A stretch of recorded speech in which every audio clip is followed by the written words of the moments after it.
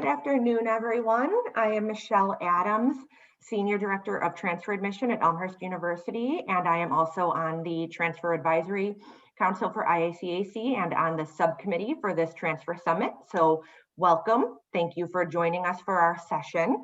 The 3 o'clock is all about the nonprofit approach to transfer supports. There are 2 members of Chicago Scholars here to join us to share the different college success supports that they have put into place for the students that they work with. So they're going to take a couple of minutes to introduce themselves and then begin the presentation. And just one quick housekeeping note, if you have any questions, please feel free to put them in the chat, and our presenters will tackle those questions with whatever time we have left after their formal presentation. So thank you again, and guys, take it away. Thank you. Hi, everyone. It's so great to be here. As mentioned, we are from Chicago Scholars. We'll be talking about our approaches as a nonprofit, how we support our transfer supports and some of our general supports with all of our scholars. So to introduce ourselves, my name is Bridget Drury. I'm the Senior Associate of College Success and Wellness, and I oversee wellness programming and education for our scholars, and I also manage our transfer supports. We do have a number of scholars at the city colleges, but we also have plenty of scholars that transfer from 4-year to 4-year. So I oversee those efforts. And I'll pass it over to my co-presenter. Yes, and my name is Amir Shotwell. I'm the Associate of College Success and Mentoring, which means that I work with a cohort of students to support them in their persistence through college. And then I also oversee our peer mentor program, as well as help out with our adult mentoring program as well. And so we wanted to give you guys a sort of preview of what you can expect today. So we're going to tell you all about Chicago Scholars and give you a quick rundown on what our organization is all about and what supports we offer to the students that are a part of our program. Then we'll talk specifically about the transfer supports that we offer the students that are in our program, and then round out with some tips and as well as some ways that you all can partner with us as university partners with the CBO, and just general tips on how universities can partner with CBOs. And then we'll have an opportunity for you to take down our contact information if you wish to partner with us or have any ideas or questions that you want to follow up with us on. And then we'll leave however long we have for questions at the end, we'll leave that open and have space for us to ask those questions, and we'll answer them as best as we can. Awesome. So just a brief overview about Chicago Scholars and who we are. We are a 7-year program where we start at the beginning when our scholars are seniors in high school. We help them apply to college. We help them apply, make their decision, determine their financial aid packages and make their choice. We help them matriculate into their first year. And then the team that we're both on, the College Success team, we help them persist through all those 4 or 5 years, however long it takes. To get through college, we help them tackle any issues that come up, how to get really involved on their campus, internship opportunities.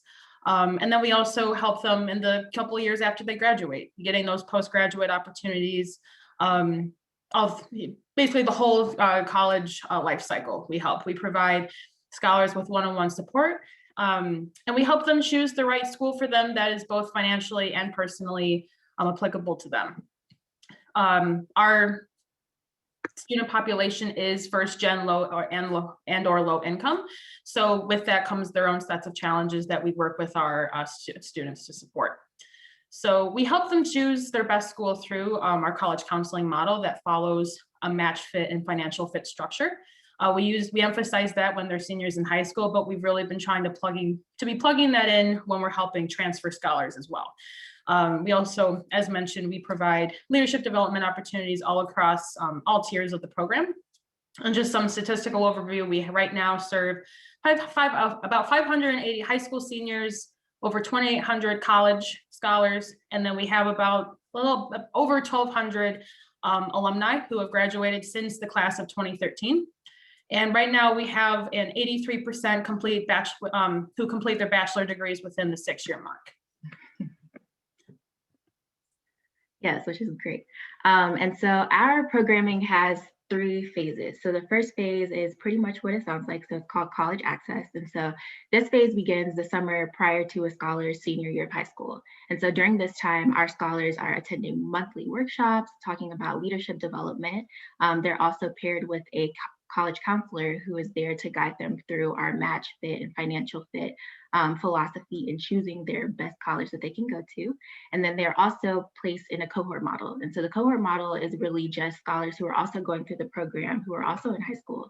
And then they're also, there's a few mentors in that cohort as well. And these mentors are adult mentors in the Chicagoland area who are really just committed to our scholars' leadership development and their choice in picking a school. And so after scholars pick their school, they've made the best decision that they can in terms of the school, they've gotten in, we've worked through financial aid, then they enter the college success phase. So this phase starts at the end of their senior year of high school. And during this phase, it's all about them persisting through college and really just optimizing their experience in college, because we know that, you know, it's one thing to go through college, do what you need to do and graduate. And it's another thing to really set yourself up for success during college and then after. So to that extent, we have career and leadership development that is kind of a separate phase as well, but it really is interwoven through our college success phase as well as our alumni phase, which is for scholars who have already graduated from college. And so in career and leadership development, scholars have opportunities to network, they have opportunities to get connected to internships and job placement opportunities, as well as just general career exploration. And then Bridget is going to talk to us a little bit about specific transfer supports that we have for our students. Yeah, so we're going to start with just some statistic overview of the transfer supports, and then we'll jump into, you know, the actual supports that we provide as it relates to transfer. So we currently have 266 scholars that are enrolled at this, one of the 7 city colleges of Chicago. They are across all 7 CCCs. The most we have attending are at Harold Washington, Wilbur Wright, and Malcolm X. We've also mentioned that you know, our scholars do come from first-gen low-income backgrounds, so this of course influences their experience as a high school senior choosing and matriculating into college. But this also impacts how and why our scholars transfer. So most of these scholars, you know, didn't start at the CCCs, but rather transferred in from their matriculating four-year institution. Scholars at any point while they're at their university, you know, might run into financial issues. Many of them and other CBO students alike are still financially supporting family back at home, despite living on their campuses. So under these, you know, extenuating circumstances, sometimes our scholars determine that it's best to remain local. So they might transfer, you know, to a city college, or they'll transfer to a Chicago-based four-year like DePaul, UIC, something like that.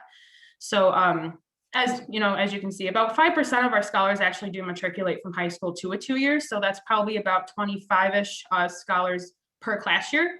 For class of 2024, this past year, I think we actually had about, 24 scholars that started at the city colleges. So with that, Chicago schools are a popular transfer choice. So even if when they start at the city colleges, it's most likely whether they finish their associate or not, sometimes they just do a year and then they transfer. They'll typically go right into they'll transfer to UIC, DePaul, Loyola, or Northeastern, just because typically they want to stay local near their families. So they'll usually choose a local 4-year. But much of our transfer supports is navigating scholars transferring from their 4-year to their 2-year school, but then back to that 4-year within the next 1 to 2 years.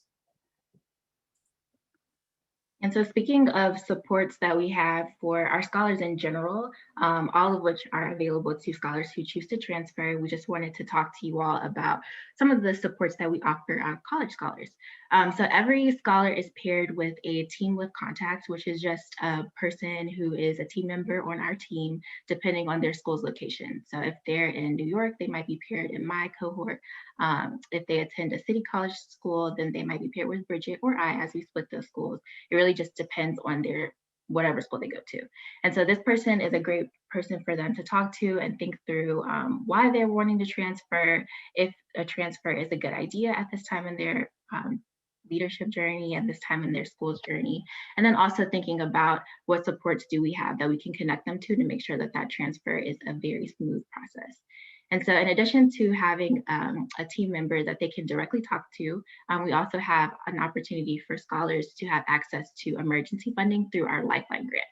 So a Lifeline grant is really it's a pool of money and it's a grant that we have for scholars if there are any things that are an emergency that they might need that are preventing them from being able to persist throughout school.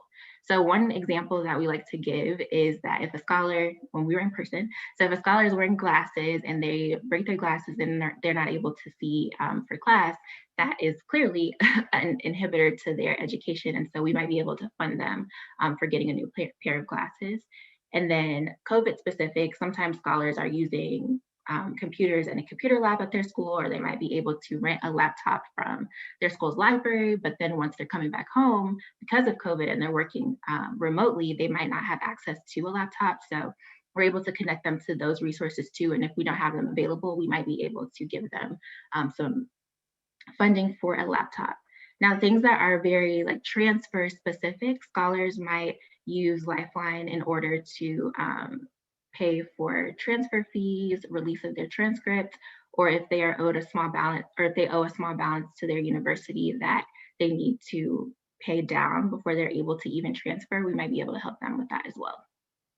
And so some other funding opportunities that we have are the ELD grant as well, which is to help scholars who are interested in doing any sort of educational or leadership opportunities. So these might look like study abroad experiences that our scholars can't afford to pay for, but they've got accepted into. It might be conferences that are related to their major or their leadership development. It also might be something related to an unpaid internship that they're looking to do that they know will help them in their career, but they just can't afford to do free labor. So we're able to help them out with that. And then lastly, we have a direct connection to scholarship and internship opportunities through our team's website. And in addition to that, they still have their team of contacts who can connect them to resources that are internship and scholarship related as necessary. So some additional transfer supports that we offer. All of our City College scholars receive monthly newsletters. So we send out a monthly newsletter to the scholars attending the city colleges, and includes sections including sections like wellness, our transfer corner, which talks about different, depending on what time of year it is, tips on how to complete your transfer process, offices they can visit on their campuses, being aware of like essay completion, things like that. We also offer updates for City College news. So if registration deadlines are coming up, or if they have a particular program that might be applicable to them, we'll include that. We also include Chicago Scholars reminders and updates. If we have any just general announcements, or if pushing on a new initiative, we'll include those. We also offer virtual office hours for our City College scholars exclusively for them, and to talk about transfer type questions, or if it's not even transfer related, we're here to answer any sort of academic or college type question.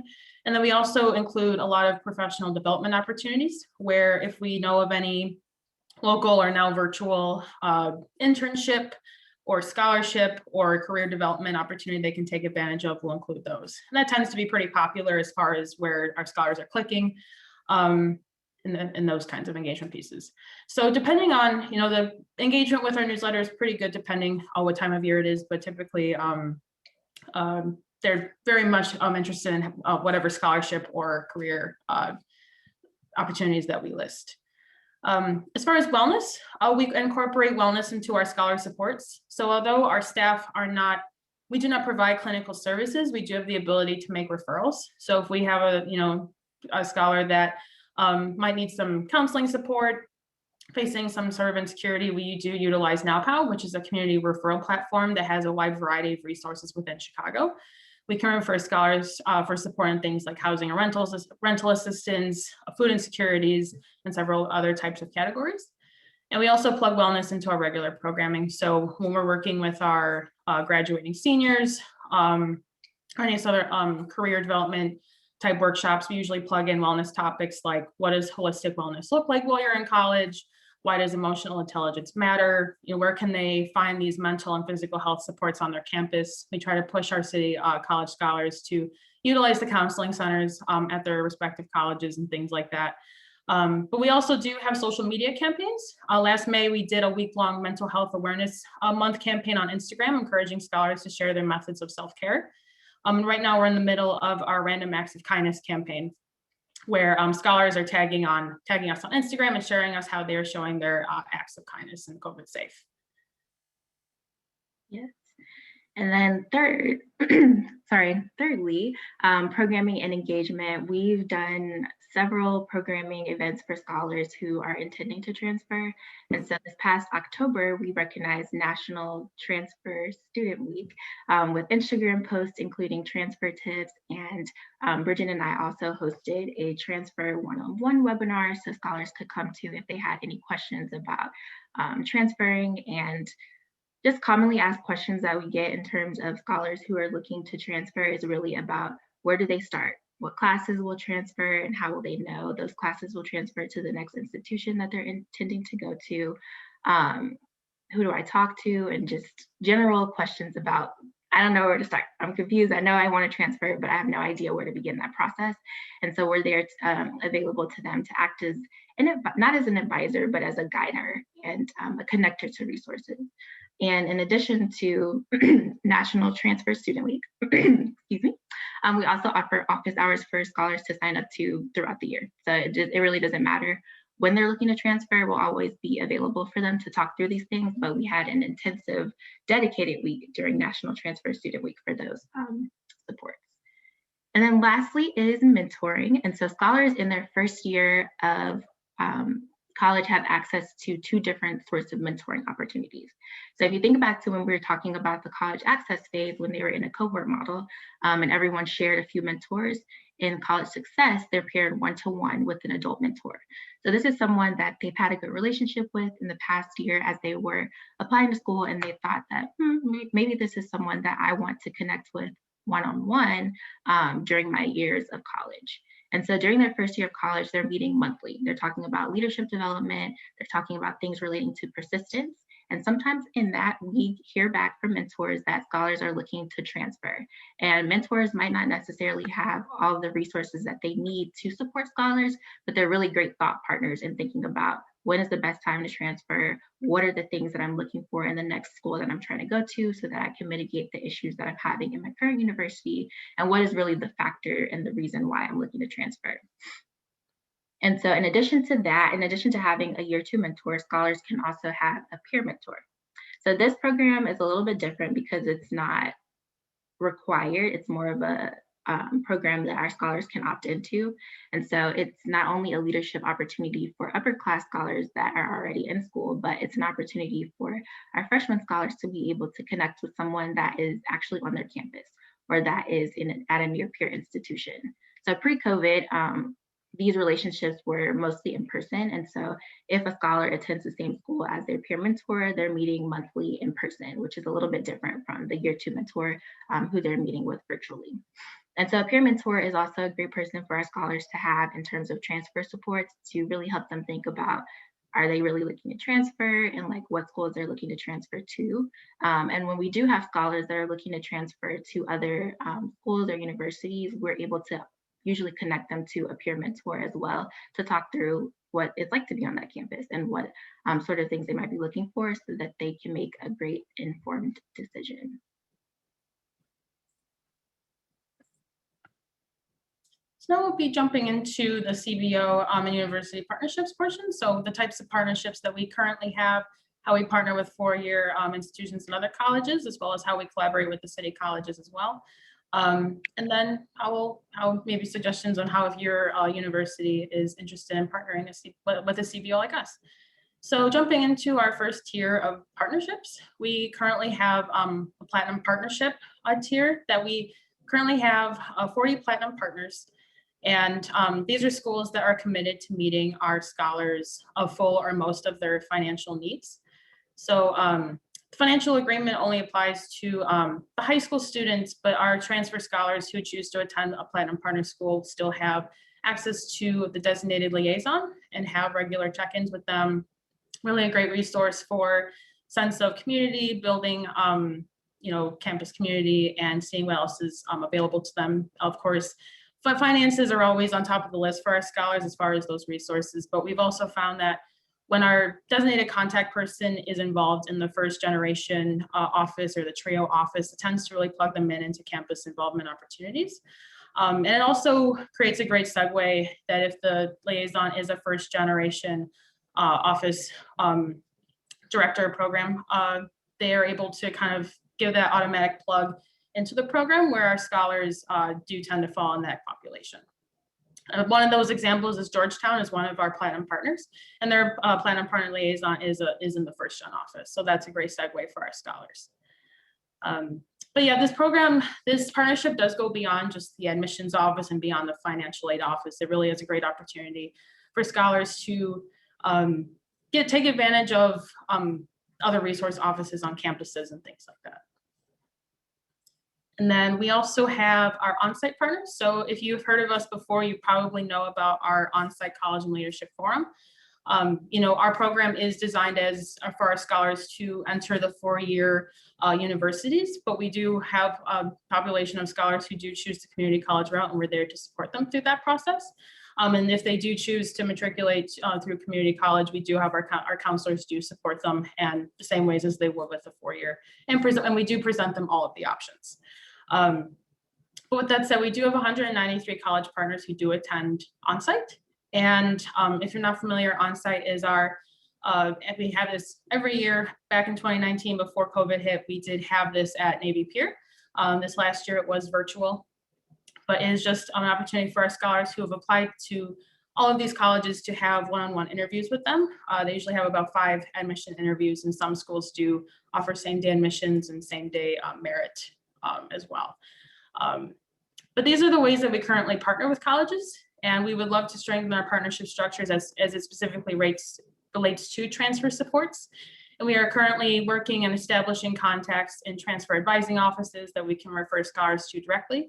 And the fact that having a direct person is really helpful to our scholars versus just sending them to a general office to go to. And with COVID-19, we've had a number of students who want to attend school closer to their families. So we've had, a number of, scholars that transfer from their 4-year in California and they transfer to a school here in Chicago or within a 2-hour radius of their home. So with that, developing stronger and new partnerships around the ease of transfer for our scholars is currently something that we've been really working on, especially in the light of COVID. All right. And we wanted to leave you all with some tips for university and CBO partnerships. Of course, we can only speak to Chicago scholars, but some of these tips might apply to other CBO partners as well, especially if they work with the population of students that we do, which again are first generation and low income students.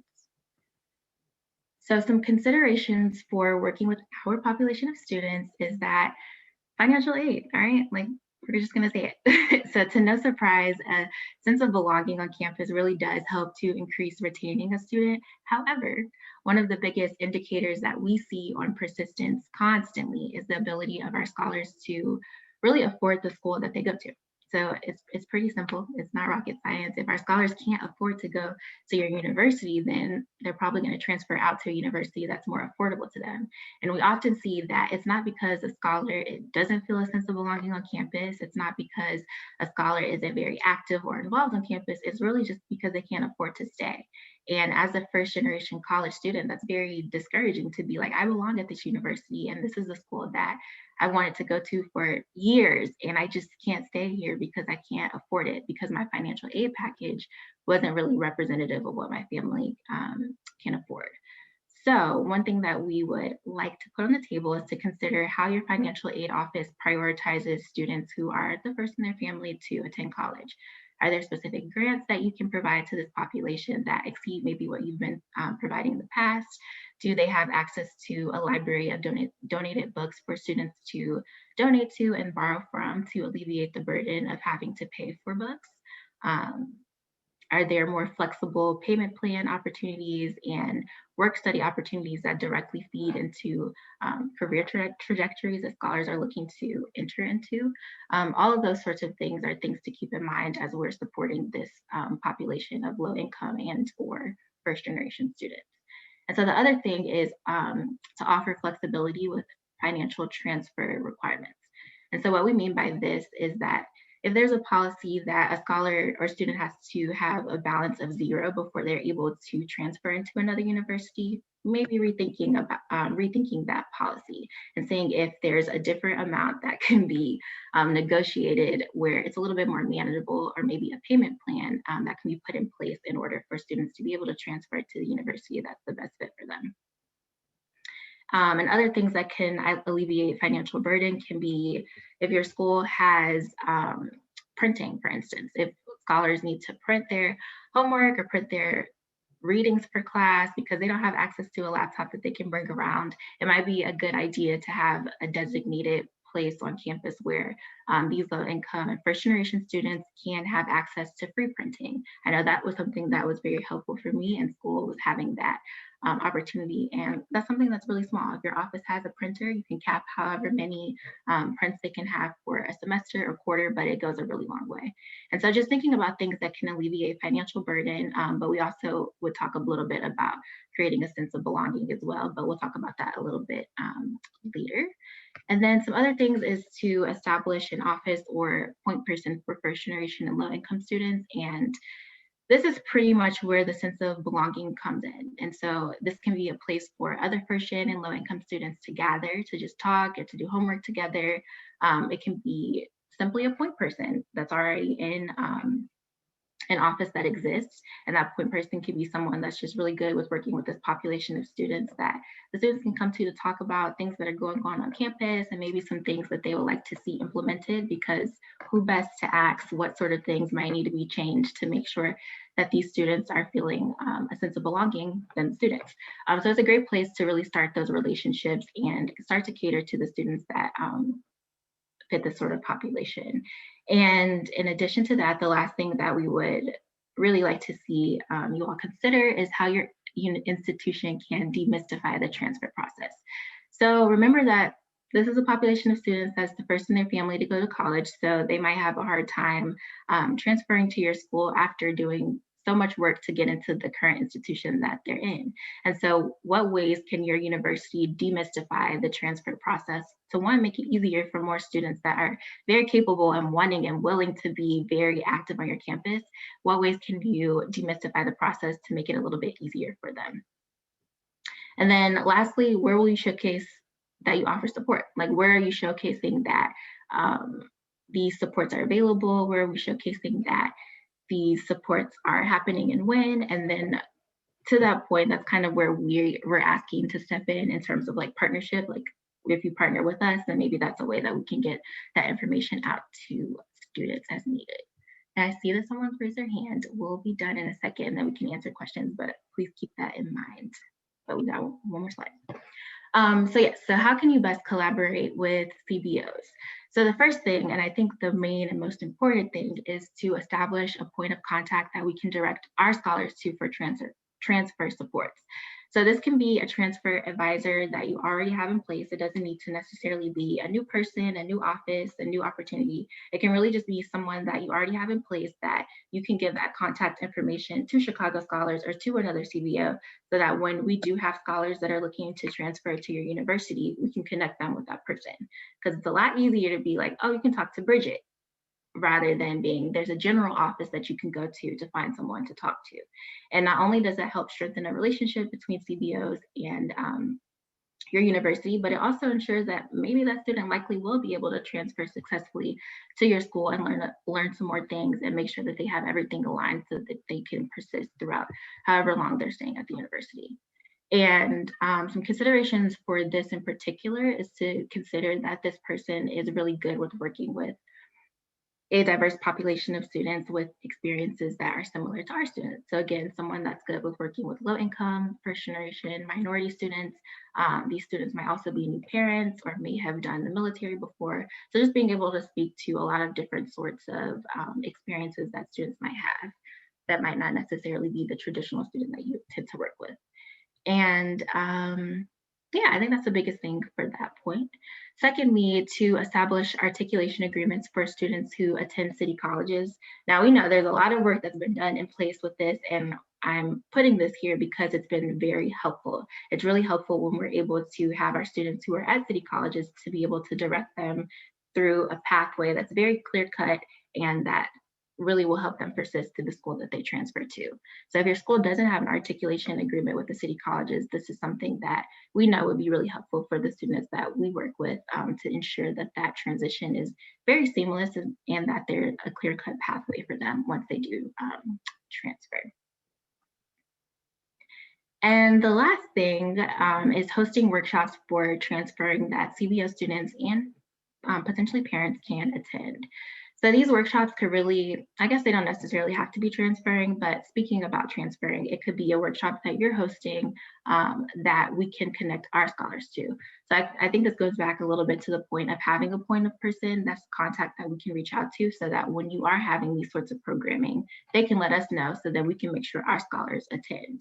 And even if it's not related to transferring, they might be webinars or workshops that are geared towards students in multicultural offices, or career path workshops, or just events that in general that are happening. If you connect us to those opportunities, we can help you all with more engagement as well, and making sure that our students are supported, and making sure that the students who need the help have the access to these resources.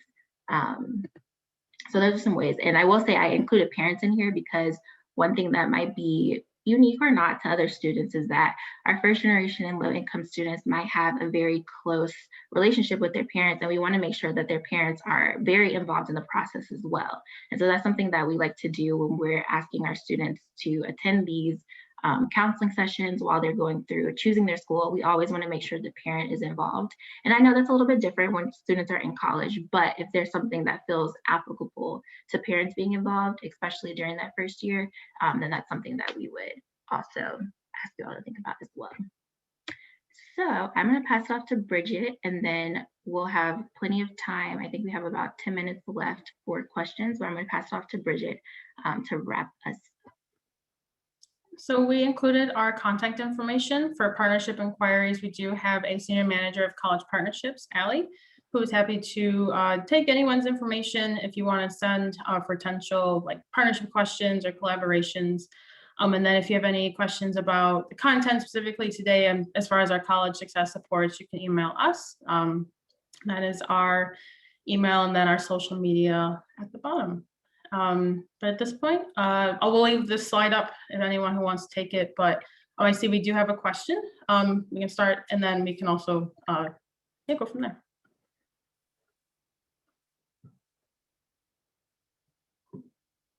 So is this an okay time then to ask my question? Yeah, go ahead. Yeah.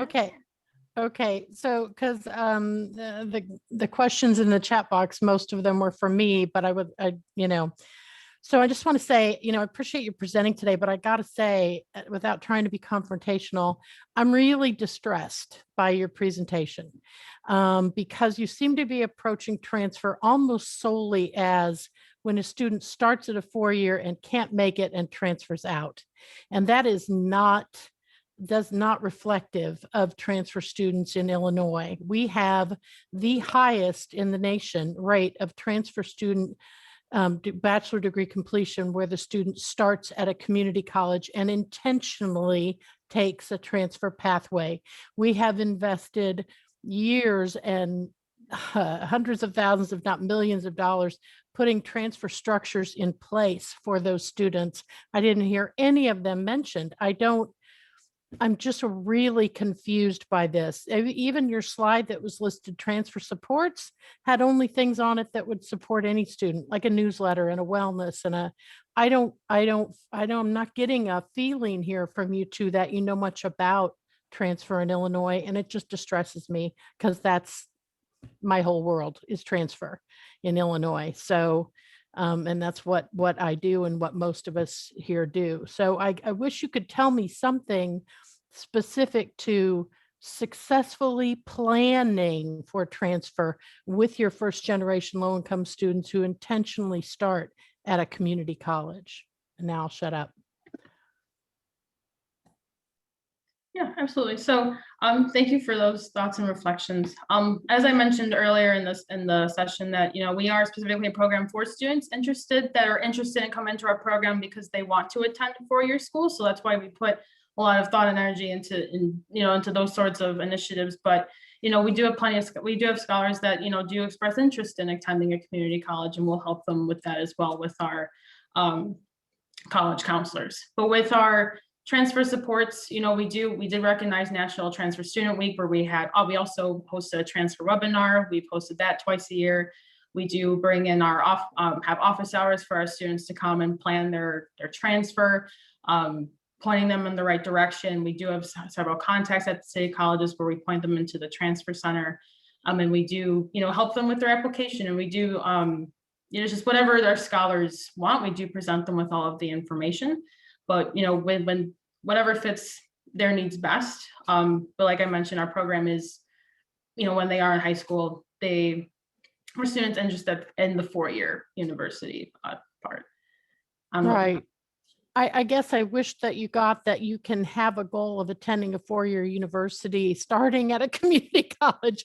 Like, it's not an either or. I want to go to a community college or I want to go to a 4-year. There is a direct, smooth pathway from one to the other. That's what I guess I would like to see more of it. You gave us a slide about what you'd like to see us do. I would like to see you guys invest more in understanding the Illinois pathway of transfer and what is available to those students who are low income and first generation. Amira and Bridget, just, kind of following up on what you were talking about with Dina, has there been any movement, like I know you guys work with Elmhurst University on our first year side. Has there been movement towards partnering with 4-year schools, but with a transfer pathway in the middle? So for those students that know that they kind of want to start out at, the city colleges or, a different community college in the area or whatever, but there's this eventual pathway to get to one of your 4-year partner schools. Yeah, there's definitely been more of a push, especially now we're starting to see a bit more of, students that are more interested in the community college route, especially with COVID. Definitely something that we're working with and collaborating with our, with Allie, our senior manager of partnerships, as listed on our slide. Definitely something that we've been working on in especially the last year, to really push and really connect more with our 4-year institutions for specifically our transfers. Definitely something we've been working on. Okay, that's great to hear, because I know, just from my perspective of being a director of of the transfer side of the house, being able to create those types of partnerships where it's kind of almost like a 2+2 type of scenario, really helps with the transfer planning and just having those students feel comfortable as they're going through all of those different, transitions from high school to community college to their, end 4-year. So I think it's a move in the right direction to try to build some of those partnerships from that angle. Yeah. And I know we did have a question about peer mentoring as well. I don't know, Amir, if you wanted to take that one. When COVID hit, how the peer mentors, how we trained especially how we trained our peer mentors for that. Mm-hmm. I wanted to make a comment. My name is Ann Brennan. I'm at Oakton Community College. But for a number of years, I was at the city colleges and I was a partner. We had a formal partnership between the city colleges and Chicago Scholars for 3 years. And we became more or less another chapter. So I learned a lot, and so did the city colleges, about what Chicago Scholars does and how it might help transfer specifically. So it isn't that the organization hasn't paid attention to it. I think it's very fair to say you do a very good job connecting students to 4-year colleges. And you really were formed to make that connection.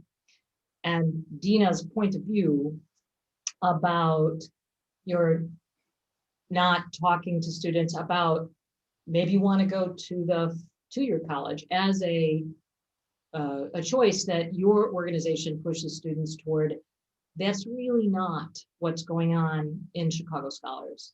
It's really trying to connect students with 4-year college opportunities. And students, in our experience, we're doing that. We brought in a more or less a chapter of now students who were very different. And the way we participated was in your big day, when our students came to get their admission decisions in an instant day. I don't want to go on and on, but we did it for 3 years and we discovered that they are at very different stages in their life, although they're both at the same stage of picking a four-year college. That's where their paths really cross between Chicago Scholars and the city colleges. So we withdrew, and what resulted that is a really other great program is the Chicago Scholars. The Chicago Star Scholarship Program, which really does, Dina, I think, what you are talking about. It says use the city colleges to prepare for that bridge to a four-year college. I think both programs do those things well, and they're not accidental. There was interaction between the city and Chicago Scholars, and I don't remember meeting any of you in those times.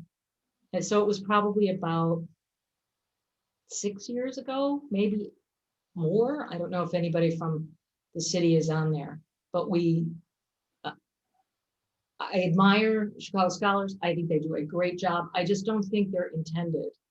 After work, they really wanted to work with the city colleges and see how they could deliberately apply their practices. And it's a really different connection. And I think that honestly, I think that the community colleges did it better. So we kind of took it over. We took your ideas, Chicago Scholars, and that's what I think this is most helpful for, is what you do is it truly affects students. And if community colleges aren't doing it, we should learn from it.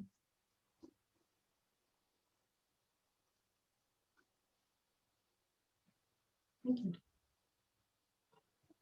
Matthew, was your comment related to this discussion or a different question?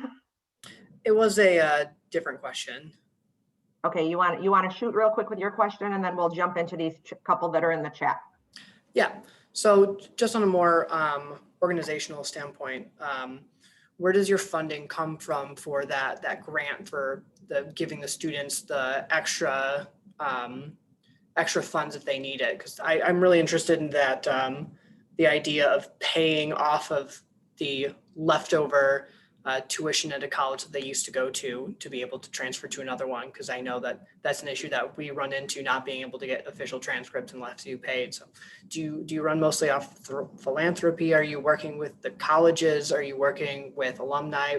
How do you kind of get your program off the ground financially?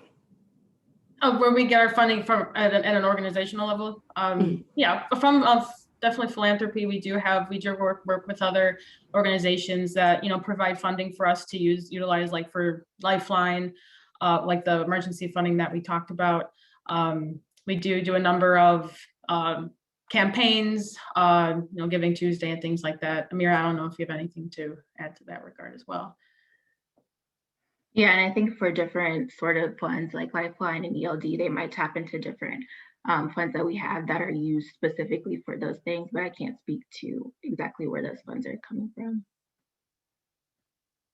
Thank you, guys. One of the questions in the chat was about just kind of actually asking, how the peer mentorship kind of worked, what they did once COVID hit and they were, everybody was remote.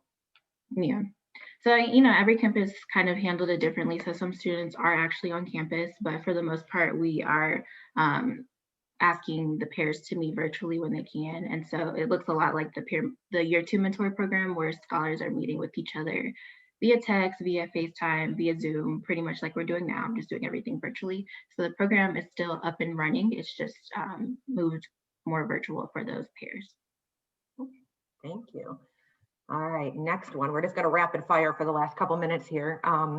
Sounds like there's a question about if colleges and universities can submit information to help you build your database, if there's a way to do that. Yeah, they can submit the information to the contact information. If it's a partnership or just adding your contact info for us to utilize at your school, you can send it to our senior manager of college partnerships. That would be the way to go to start off with that information. All right, thank you. And I know there's a couple other down here. I just got to scroll down. Is the program available in the city of Chicago only, or are students in the suburbs able to participate? And if not, would you know if there's something similar in the suburbs? So with Chicago Scholars, when we recruit our students, when they're in high school, they do have to live in Chicago. We do check for their residency, so it is exclusive to Chicago residents. I'm not too sure off the top of my head of some of the programs that are available in the suburbs specifically.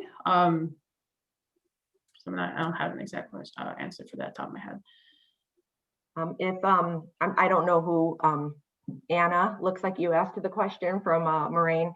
I don't know if you're familiar with 1 Million Degrees, but they are a transfer CBO, and I know that they do have some sectors in some of the suburban community colleges. I think Harper, maybe Elgin. So you might want to look into 1 Million Degrees if you're looking for a way to try to connect some students that way. And then last question that popped in was, what is the percentage of your students that attend schools in Illinois versus going out of state? That's also a really good question. I can't say the exact stats, but I will say that we do have a good number of scholars that do attend out of state. We have, scholars that are on West Coast, East Coast. But we do also have, I think, I can't answer that. The most attended school for your school is UIC, and after that, UIUC. Those are probably our two most popular schools. We have a couple hundred probably at each school. All right. Well, we are actually at this moment a couple minutes over time. So I think we cleared out the chat in terms of questions. So I'd just like to thank everyone for joining us, our speakers, our participants. Please remember to fill out the evaluation once you receive that after Summit. It will be coming to you electronically. And then also in 15 minutes, our very exciting Transfer Social Hour will begin. So please join us for one of our fancy cocktail recipes that you may have seen in the description of the session. And that's it for us. So have a good night. And thanks again for coming.